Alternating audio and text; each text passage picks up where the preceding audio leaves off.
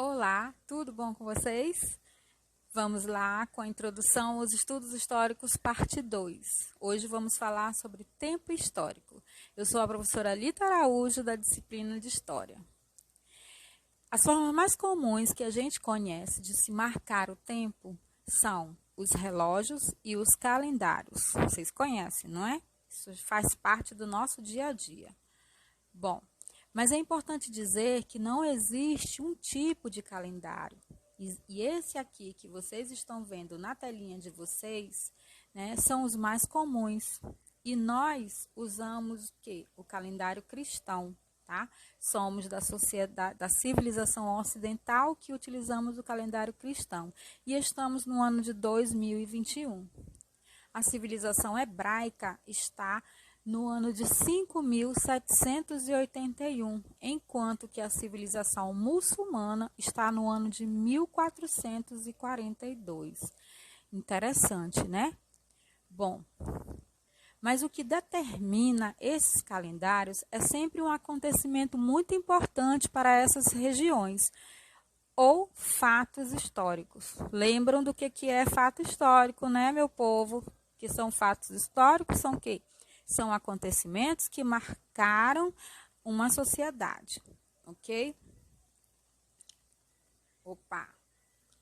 Bem, existem outras formas de marcar o tempo em outras culturas, como, por exemplo, as populações indígenas, elas usam os fenômenos naturais ou a agricultura para marcar o tempo. Existem tipos diferentes de tempo, como, por exemplo, o tempo cronológico, tá? O tempo cronológico é aquele que estamos falando aqui agora, por exemplo. Esse tempo cronológico, ele marca os dias, os meses, os anos. Existe também o tempo histórico, que são os marcos históricos. Já o tempo histórico, ele é marcado por acontecimentos. O tempo histórico, ele é mais irregular. Ele não tem um tempo certo, não tem um ano, não existe assim um tempo exato, ok? O tempo histórico, ele é marcado através de acontecimentos e não se sabe assim quanto tempo esses acontecimentos passaram por mudanças, tá? Bem, a contagem de tempo e a divisão da história fazem parte de outras medidas de tempo, certo?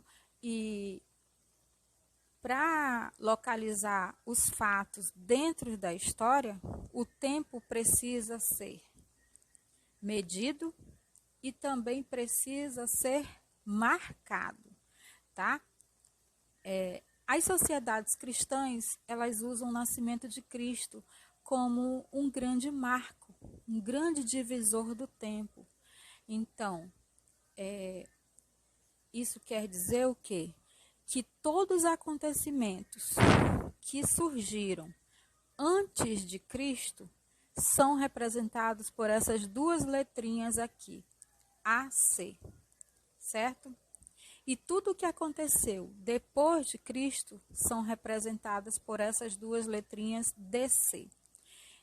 Essas letrinhas DC, elas não são obrigatórias serem representadas, tá? Mas os acontecimentos antes de Cristo, eles devem ser mostrados, eles devem ser referidos com essa letrinha aí, com essas duas letrinhas AC, que quer dizer antes de Cristo, ok? Se tomarmos o nascimento de Cristo como referência, devemos contar o tempo de maneira regressiva. Isso quer dizer o quê? Que a contagem de tempo, ela é contada da esquerda para a direita. Observem, 5, 4, 3, 2, 1, ou seja, o ano 5 antes de Cristo aconteceu determinado fato histórico. No ano 4 antes de Cristo aconteceu determinado fato histórico. Então a contagem está sendo de forma regressiva, mas também ela pode ser contada de forma progressiva, ou seja, tudo o que aconteceu depois do nascimento de Cristo, tá? Essa contagem, ela é feita de maneira progressiva, ou seja, olha o exemplo, a setinha para a direita, né? O ano 1 aconteceu determinado fato histórico, mas não precisa colocar DC, ok? Bem, o tempo ele pode ser dividido também em períodos menores ou maiores, como por exemplo, tempo de 10 anos. Esse tempo de 10 anos ele é chamado de décadas. Também temos o tempo de 100 em 100 anos, que são chamados de séculos. Temos o tempo de 1000 anos, que são chamados de milênios. E o fator aqui, o período mais utilizado é os séculos. O período mais utilizado na história são os séculos, certo? Além da divisão do tempo, os historiadores trabalham com a divisão da própria história, certo? E para isso, utiliza-se aí os acontecimentos mais importantes de cada período, como por exemplo, temos aí o primeiro fato histórico, que é a pré-história, perdão. O primeiro período da história é a pré-história. Temos o segundo período da história, que é a Idade Antiga. Temos aí o terceiro período da história, que é a Idade Média. Também temos o quarto período da história, que é a Idade Moderna. E por último, nós temos a Idade Contemporânea, que é o período que nós estamos vivendo até atualmente. Ok? Por hoje é só. Espero que vocês tenham gostado. Obrigado, muitíssimo obrigado pela atenção de vocês. Vejo vocês na próxima.